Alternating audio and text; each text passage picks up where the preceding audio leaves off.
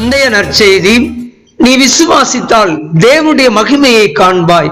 யோவான் 11:40.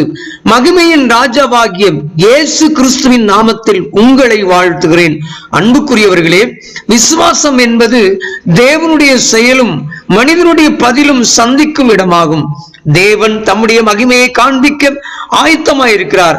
ஆனால் அதற்கான வாசல் விசுவாசமாகும். ஆகவே இந்த வசனத்தின் மூலமாக விசுவாசத்தை ஆண்டவர் நமக்கு கற்றுத்தருகிறார்.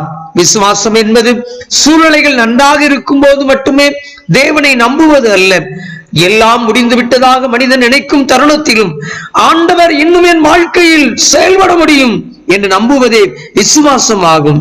மனிதன் கணக்கிடும் இடத்தில் முடிந்திருக்கலாம், ஆனால் தேவனுடைய வல்லமையில் முடிவு என்பதே இல்லை. அன்புக்குரியவர்களே, இன்று நீங்கள் எந்த நிலைமையில் இருக்கிறீர்கள்?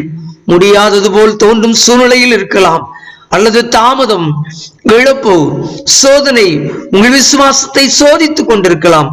ஆனால் ஆண்டவர் தெளிவாக உங்களோடு பேசுகிறார். நீ விசுவாசித்தால் தேவனுடைய மகிமையை காண்பாய் என்கிறார்.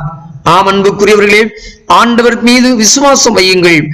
அப்பொழுது தேவ மகிமையை சுதந்திரித்துக் கொள்வீர்கள். May God bless you.